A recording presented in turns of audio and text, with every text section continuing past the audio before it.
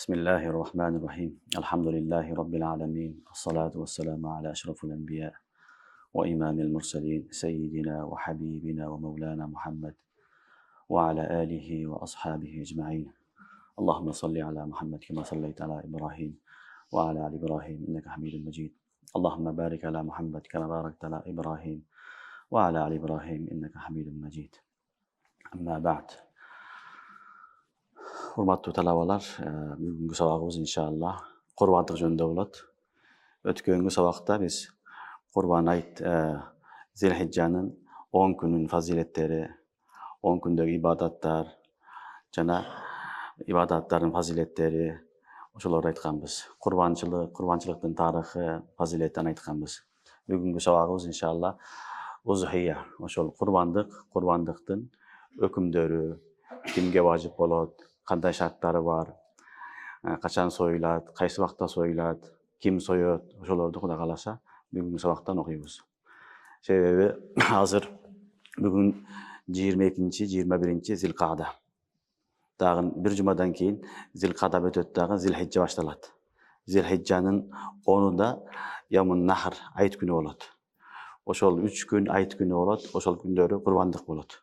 Oşonduktan azırgı mesele, bizge teşeli mesele uşul durat. Ar bir musulman kayсы ayda yaşap atkanyny, kayсы wagt yaşap atkanyny biliş gerek. Oşo yaşap atkan zamandyň talabyny da biliş gerek. Az bizden talap kılıngan nerse qurbançylyk, oşoga Huda kalasa qurbançylykdy okuyubuz.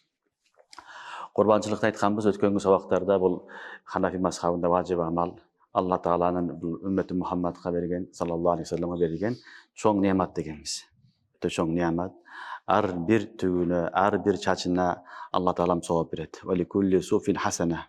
Ar bir tügüne, ar bir çaçına Allah Subhanahu wa Taala ne kılat? Sowaptoruny beret. Emi muna uşul qurbançylyktyn kimge wajyp bolat degen ujub şartları var. Ar bir nesenin şartları var, ujub şartları bolat. Qurbançylyktyn dagы ujub şartları var. Eň birinçi musulman boluşy şart. Kim qurbançylyk kılıp atkan bolsa, qurbançylyk kılıp atkan adamdyn musulman boluşy şart.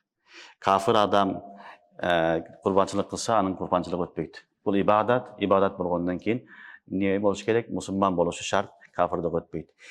Ikincisi muqim. Muqim degen musafir emes. Musafir emes, muqim adamga qurbançylyk wajyp bolat. Egerde bir adam safarda bolsa, aga wajyp bolboyt. Birok safardan qaytyp kelip kalsa, oşol 3 gündün içinde aga da gaýra wajyp bolat. Buna aýtabыз inşallah. Birok negizinen musafirga wajyp bolboyt, muqim adamga dagы wajyp bolat. Bu ikinci şartı. Üçüncü şartı hur. Hur degeni azat. Kul emes, azat adam boluş gerek. Hudaýga şükür bugün günde barыбыз azatmyz. Hur degen nese mesele jok ese. Andan keyingi mesele dördüncü şartı balyg. Akıl esli balagatga jetken adam boluş gerek. Erkek dagı, ayal dagı balagat jetken boluşy şart. Jaş baldarga qurbanlyk çalyş wajyp emes. Jaş balagan maldan dagı atası özünün tarafından kılam dese de wajyp emes. Eger kılsa al nafli qurbanlyk bolat.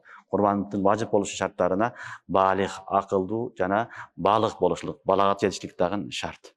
Andan keyingi şartı 5-nji şartı akil. Akil degen akılдуу adam gana qurbanlyk kılat.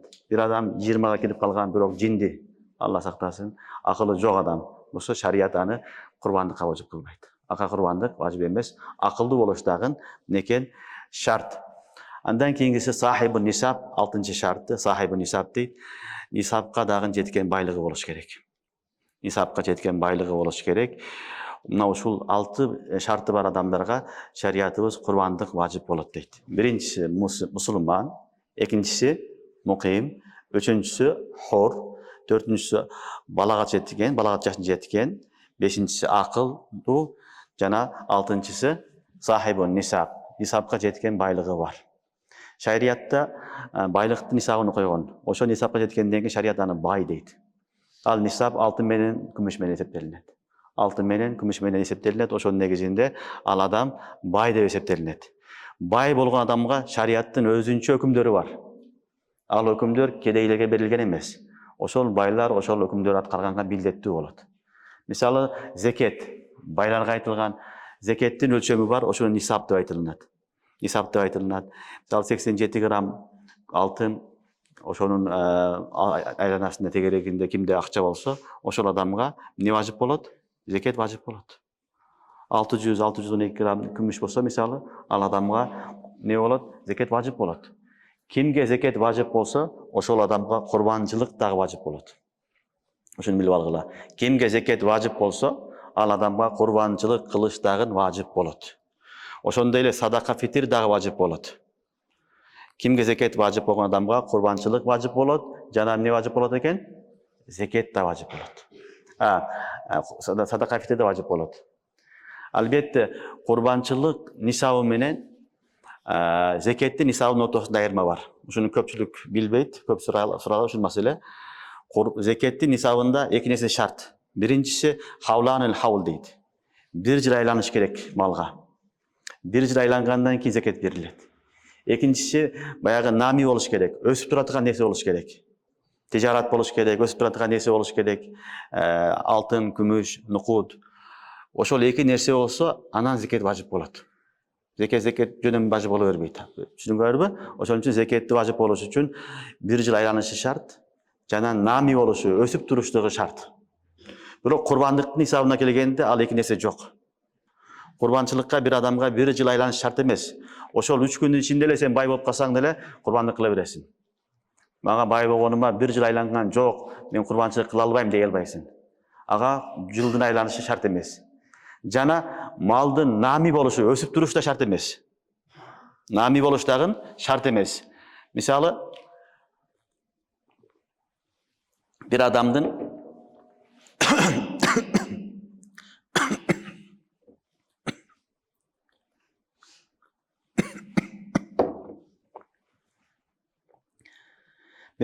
өзүнүн зарылчылыктан сырткары бир үйү бар. Бир үйү бар, жашайт, экинчиси жашабайт, турат. Ал тижарат үчүн эмес, бизнес үчүн эмес, турат жөнөкөй эле. Ага зекет бербейт, бирок ал адамга курбанчылык важип болот. Түшүндүңөрбү? Курбанчылык важип болот. Себеби ал эмне болду? Ал гайры нами, бирок байлык гайры нами болгондуктан ага курбанчылык важип болот. Зекет важип болбойт. Зекет болуш үчүн тижарат ниетте болуш керек, же алтын, күмүш, нукут, акча болуш керек. Алтын, күмүш, жөнөкөй акчалар, азыркы сом, доллар, рубль, буларда балдар тижаратта шарт эмес. Булар жаралышында өсүш үчүн жаралган бул. Бул хилкатан нами. Ошон үчүн буларда үйүңдө турса деле акча бере бересиң. Мисалы 10 000 доллар акчаң бар үйүңдө, бизнес кылган жоксуң, жөнүнө турат. Көбөйгөн жок. Бере бересиң, зекет бере бересиң. Себеби алла жаралышы атай өзү көбөйүш үчүн жаралган нерсе. Көбөйтпөсөң ал өзүң ыктыярың, бирок сен зекет бересиң ага. Түшүндүңөрбү? Демек эмне болду? Курбанчылыктын нисабы, ошол зекеттин нисабы, бирок айырмасы эмне экен? Зекетте эки нерсе бар өзгөчө. Бир жыл айланыш керек байлыгыңа, экинчиси нами болуш керек. Ал өсүп туруш керек. Ал эми курбанчылыкта ал шарт эмес. Курбанчылыкта кимге ошол 3 күндүн ичинде эле байлыгы келип калса, бай болуп калса, ал нерсеси өспөгөн болсо деле бере берет. Мисалы, бир адамды азыр айтабыз, хажаты аслиден сырткары, күнүмдүк турмушка керек болуучу нерседен сырткары буюмдары болсо, ошол буюмдары алтындын же күмүштүн нисабына жетсе, ал адамга садака фитир важип болот. Мисалы, үйдө бир жыл бою колдонбогон килемдер бар, кымбат баалуу кийимдер бар, кымбат баалуу нерселериңер бар үйдө турган. Аны кийбейсиң, колдонбойсуң, турат жөн эле. Булардын баарын эсептелет. Булардын баарын эсептегенде баардыгынын акчасы, мыгдары исапка жеткен болсо, анда мындай адамдарга курбанчылык кылышлык важип болот. Түшүнүктүүбү? Ошон үчүн мындай эсептегенде көп эле адамга курбанчылык важип болот. Себеби көп эле адамдын үйүндө колдонбогон баалуу кымбат буюмдары бар. Аларга зекет важип болбосо деле курбанчылыктын исабга жеткен себептүү ага курбанчылык берет деп айтабыз. Түшүнүңөрбү? Демек, нисаб деген акыркы шарты эмне экен? Сахиби нисаб, ошол зекет бере турган мыгдардагы деңгээлдеги адам болуш керек. Бирок зекет берүүчүлүк менен курбанчылык кылуучунун ортосунда айырма бар, ал айырманы айтып кеттик. Негизи эле бай адамдарга шариятта 5-6 өкүм айткан. Ошону байлар аткарат, кедейлик важип эмес. Мисалы, бай адам зекет берет, курбанчылык кылат, важип буга, садака фитир берет, бул да важип, хажыга барат, чамасы жесе, бул дагы фарз важип. Андан сырткары жакын туугандарыны багыш дагы важип болот. Эгер бай болсо, баягындай өзүн өзү эптей албай турган туугандары болсо, мисалы, майып дейлик, же өтө карып калган, аларды дагы багыш, аларга дагы жардам кылыш, көмөк кылуу, бул дагы важип болот байга. Андан кийинки өкүм зекет алганга болбойт ага. Жана элден тилемчилик кылганга болбойт. Мына ушул 7 нерсе бул бай адамга берилген өкүм шариаттын. Бай адам ушул 7 нерседе өкүм шариаттын талабы бар. Биринчиси зекетини берет, курбанчылык важып ага, садака фитир берет, хажга барат, жана эмне кылат экен? Жакын туугандары болсо, кароосуз калган, өзүн эптей албай турган, аларга көмөк, жардам көрсөтүп, бул дагы важып. Жана зекет алганга болбойт, жана элден тилемчилик кылганга болбойт. Кудду ушул тартиптин бардыгы балдар курбанчылык важып болгон адамга да келет. Бир гана курбанчылык важып болгон адамга зекет бербейт. Андан башкасы келе берет. Эгер хажга мүмкүнчүлүгү болсо хажга барат, болбосо калганы ушул тартип менен келе берет. Курбанчылык кыла турган адам дагы өзүнүн баягындай колунда жок, аябай кыйналган туугандарын карашылык анын дагы милдети болот. Важып болот. Курбанчылыкчылыкка чалган адамга сураганга да болбойт. Тилемчилик кылганга болбойт. Жана зекет алганга да болбойт. Эгер курбанчылык да кыла албаса, анда ага кийин шариаттын 3-нисабы бар, 3-деңгээлдеги нисаптан шариат сураганга болбойт, бирок зекет алса болот деген өкүмдөрдү айтат. Түшүнүңөрбү? Демек, курбанчылык болуш үчүн, кылуу үчүн ушул мусулман болуш шарт, муким болуш шарт, хур, азат болуш шарт, акылдуу, балага жеткен болуш шарт, сахабе нисаб, бай болушу дагы шарт. Мына ушул адамдарга курбандык важып. Ал эми ким курбандыкка акчасы жетпесе, байлыгы жетпесе, кыламын десе, бул жакшы нерсе. Мага важып болбоду деп күтүп жүрбөстөн, мен кыла берем, мен Аллахтын астында соовун аламын, иншалла, бул сираттан өткөнгө себепчи болот мага десе, бул жакшы нерсе. Ким канчалык кылса ошончолук жакшы нерсе, соовуну Аллахтын астында сөзсүз түрдө алат иншалла.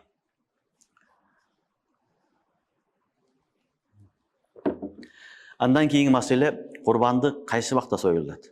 Курбандык 3 күндө эле союлат балдар.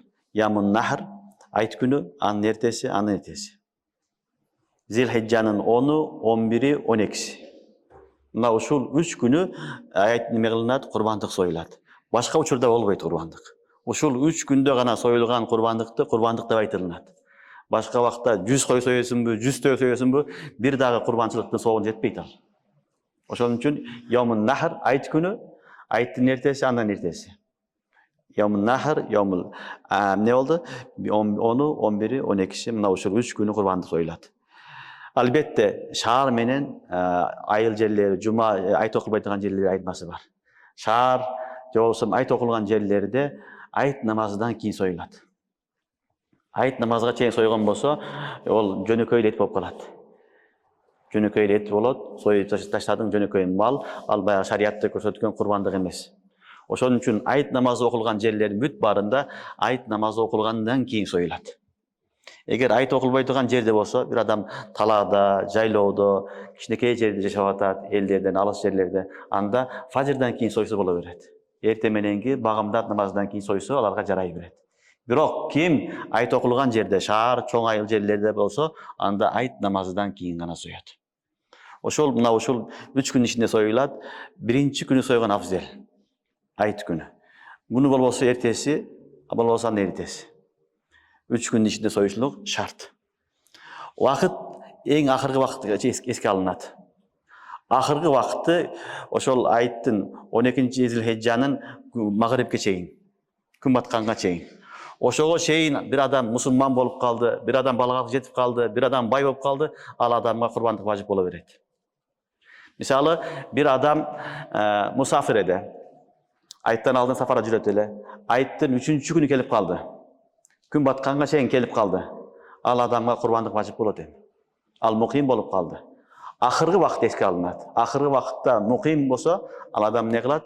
Курбандык кылат. Акыркы вакытта бай болуп калса, ал курбандык кылат. Биринчи айт күнү кедей элең, экинчи күнү кедей элең, үчүнчү күнү Алла Таала берди сага байлыкты. Заматта бай болуп калдың, бир заматта эле. Эми сага күн бата элек болсо, ошол күнү сага эмне болот? Курбандык важып болот. Курбандык важып болот. Ошондой эле бир жаш бала гайры балык, балык эмес, биринчи күнү, экинчи, үчүнчү күнү балага жетип калды. Байлыгы бар. Ага дагы эмне болот? Курбандык важып болот. Ошон үчүн 3 күн деп айтылат, важып болуш үчүн акыркы вакыт эске алынат. Ошол вакытта ал адам курбандыкты кылат. Эгер ошол вакытта курбандык кыла албаса, шариатта айтат, курбандыктын акчасыны садака кылсын дейт. Түшүнүңөрбү? Мисалы вакыт жетпей калды, кыла албай калды, билбей калды, анда ошол бир курбанчылыктын малыны садака кылышлык важып болот ага. Ошол убактан баштап ал курбандыкка ахил болгон себептүү шарият курбандык кыла албадың, эми курбандыктын акчасыны элдерге садака кылып жибер деп айтат.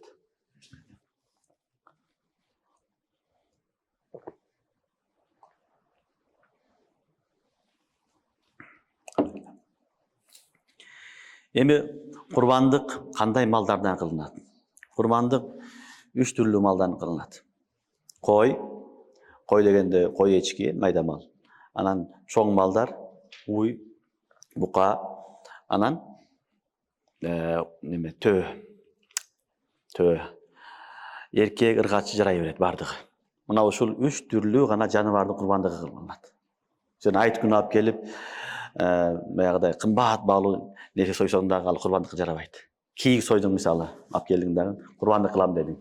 Кымбат сатып алып келип, курбандык болбойт ал. Курбандыкка айтылган малдар бар: кой, эчки, уй, жана эмне экен? Төө. Мына ушул 3 түрлүү жаныбардан гана курбанчылык болот. Албетте үчөөнүн ортосунда жаштарында айырма бар, жана курбандык кылышта да айырма бар. Кичинекей мал болсо, кой эчкилерде анда 1 жаш болуш керек. 1 жаштан жогору болсо жакшы болот, кой эчкиде.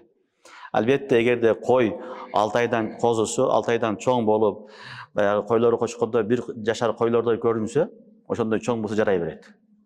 Бирок жакшысы 1 жаштагы кой эчки болгону жакшы. Ал эми уйга келгенде 2 жаштан чоң болуш керек. Сен базардан алып атканда уйлар 2 жаштан жогору болушу шарт. Уй аласыңбы, бука аласыңбы, аны 2 жаштан жогору болушу шарт. Төөдө 5 жаш. Төөнүн жашы 5 жаштан жогору болуш керек. Мына ушул бул шарт нерсе экен, жаштары. Жөнөкөй эле малды сой бербесин.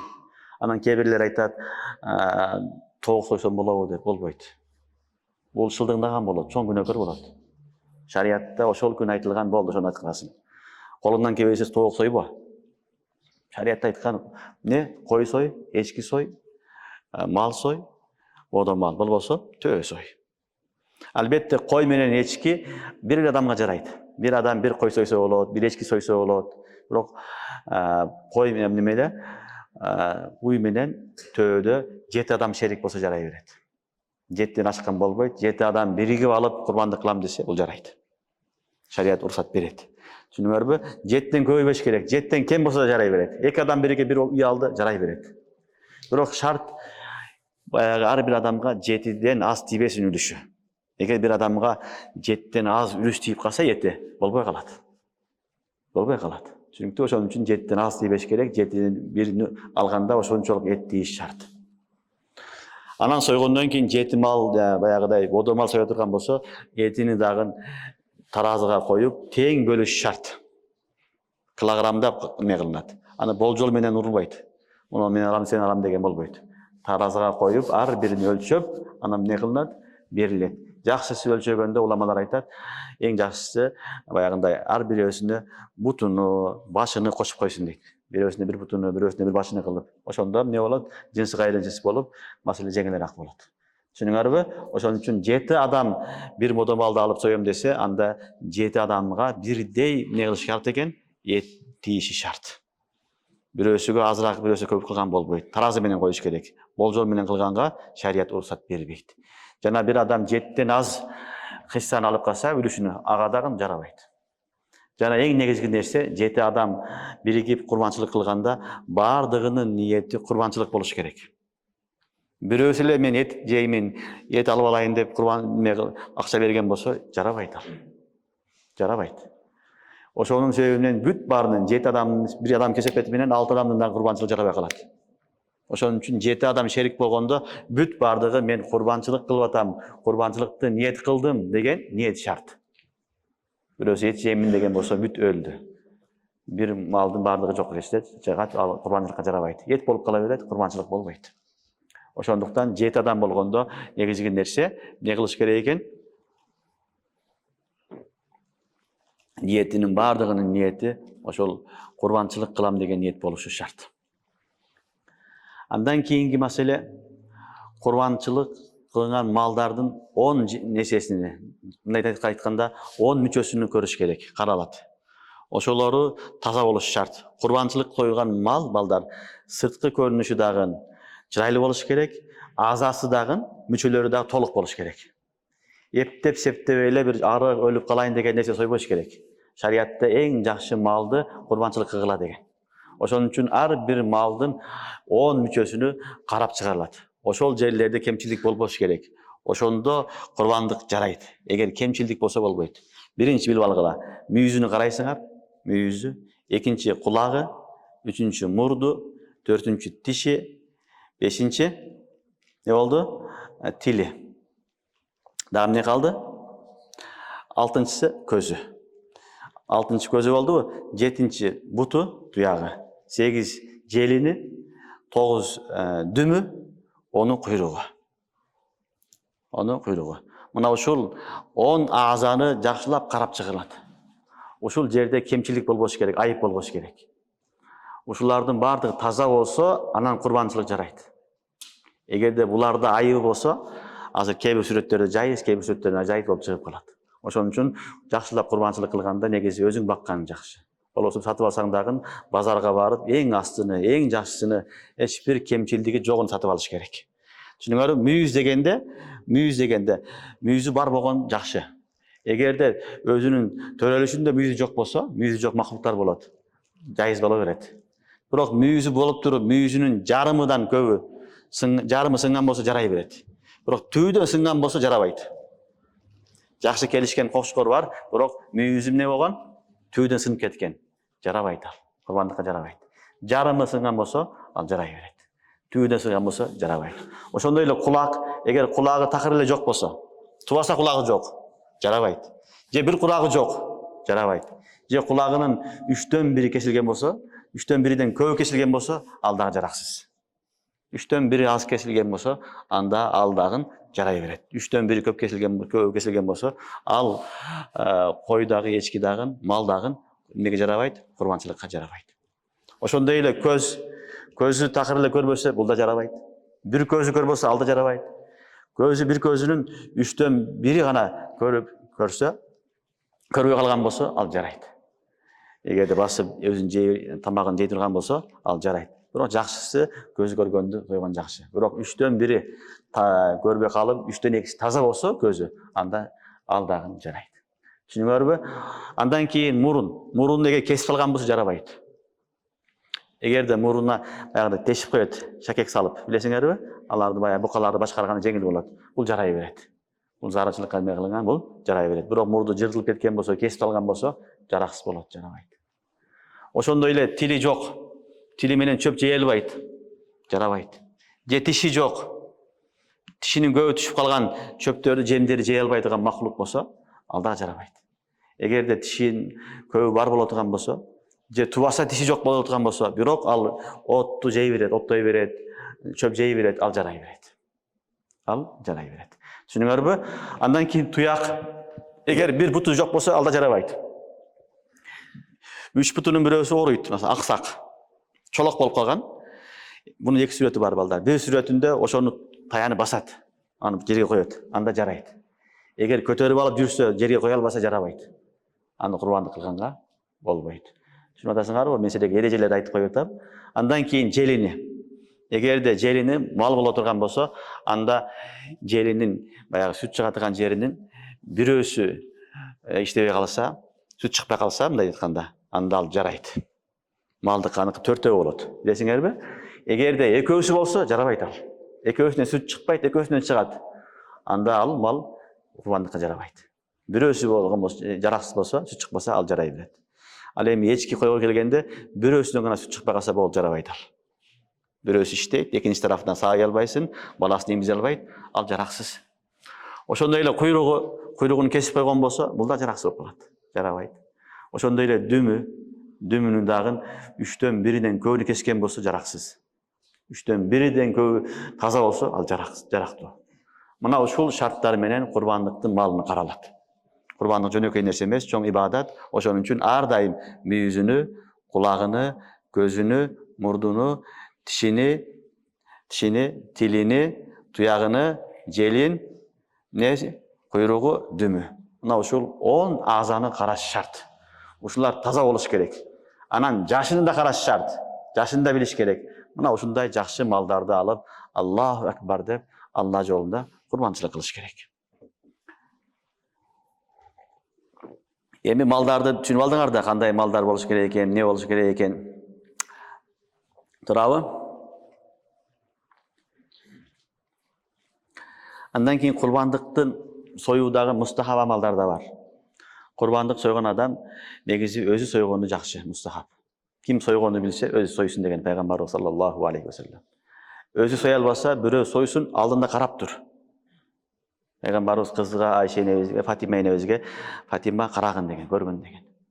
Ошон үчүн өзүң сой албасаң, жок дегенде карап турушуң керек. Анан кассап эркек болуш шарт эмес. Эркек да сое берет, аял да сое берет. Бизде аялдар сойбойт деген сөз туура эмес. Андай нерсе эмес. Ким сойгонду билсе, боло берет. Эркек да сойсо болот, аял киши дагы сойсо болот. Эгер курбандык кылам деген аял өзү мал союп жүргөн болсо, кассап болуп этти иштеген болсо, бисмиллаху деп сойсо жарай берет. Курбандык жарайт. Кассаптын эркек болсун деген жери жок. Түшүнүңөрбү? Аял киши деле сойсо боло берет. Албетте мустахаб амал, өзү сойгон жакшы, болбосо карап турсун. Анан эмне кылсын деген пайгамбарыбыз саллаллаху алейхи ва саллям бычагы курчпосун деген.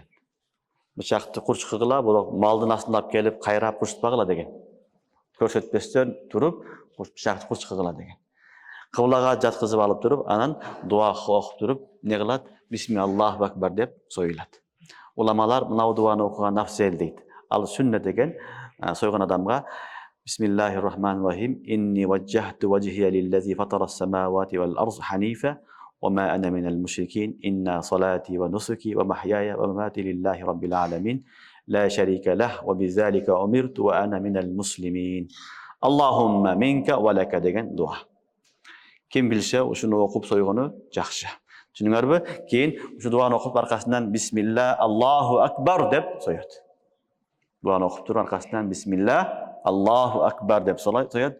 Сойгондон кийин мына дуаны окушлуктагы мустахаб дуа, амал бул дуа Аллахумма тaqabbalhu minni kama taqabbalta min habibika Muhammad wa khalilika Ibrahim alayhimussalatu wassalam. Ya Allah, өзүңдүн сүйүктүү бенделериң Мухаммад алейхиссалам, Ибрахим алейхиссаламдан кабыл кылгандай эле менден дагы курбанчылыгымды кабыл кылгын деген дуа. Түшүнүңөрбү? Ушул дуалар менен бисмиллаху акбар деп малды союлат. Биринчиси кыблага карап жаткызып туруп, эмне кыласың? Тавжихти окуйсуң, инна салати ва нусуки ва махяя лиллахи раббил аламин. Буну окуйсуңар. Андан кийин бисмиллаху акбар деп малды союлат. Андан кийин Аллахумма тaqabbalhu minni kama taqabbalta an habibika Muhammad wa khalilika Ibrahim alayhimussalatu wassalam деген менен дуа кыласыңар. Билбесеңер кыргызча айтсаңар деле боло берет. Ушинтип мына ушу менен курбанчылык болот. Курбанчылык болгондон кийин эми курбанчылыктын этини 3кө бөлгөн мустахаб амал. Баарын жесең да боло берет. Биздин үммөткө пайгамбарыбыз саллаллаху алейхи ва салламдын берекети менен Алла жеңилдик кылган. Баарын жесең да болот. Бирок 3төн бирини өзүң жеп, 3төн бирини туугандарга берип, 3төн бирини таркаткан башкаларга жакшыраак.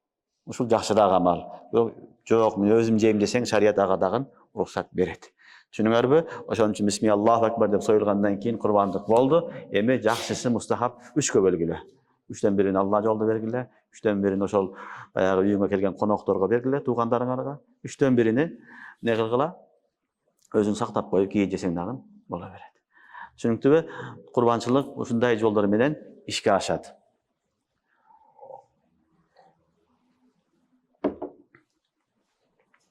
Кээ бир маселелер бар. Мисалы бир адам курбанчылык кылам деп мал алды. Кийин курбанчылык кылам деп алды. Бай адам малы өлүп калды. Же урдап кетиши мүмкүн, жоголуп кетиши мүмкүн. Ушулар болот. Эмне кылат эми десе, уламалар айтат, бай болсо ордуна башка нерсе, башканы алып келип соёт. Башканы сатып алып, же таап келип соёсуң. Мени урдап кетти, жоголуп кетти деп кутулуп калбайсың. Түшүнүңөрбү? Кедей адам болсо сакыт болот. Кедейден сакыт болот. Бирок эртең малы табылып калды. Мал алып келди, соём деп жоголуп кетти, башка мал алып келди, кийин табылып калды. Эмне кылат десе, мустахаб, афзел экөөнү тең сой берет. Экөөнү тең соёт. Түшүнүктүбү? Байга дагы кедейге дагы ошондой. Бирок байга бирөөсүн союп, бирөөсүн сойбосо ыктыяры бар. Бирок кедейге экөөнү тең сойгон важып болуп калат. Себеби кедей адам назыр кылат. Назыр кылгандан кийин анын баарын союш важып болуп калат. Түшүнүктүбү? Ошон үчүн малыңарды алгандан кийин эhtiyat кылгыла. Жоготуп бербегиле, урдатып бербегиле.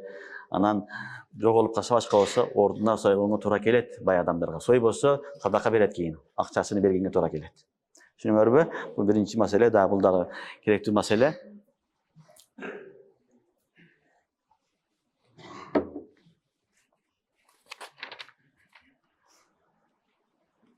Дагы бир маселе, эгерде ата-энеси осуят кылган болсо курбанчылыкка, менин тарафымдан курбанчылык кыл деп ата-энесинин осуятын аткарган болсо, анда курбанчылык ниетинин бүт баарын таркатыш керек болот.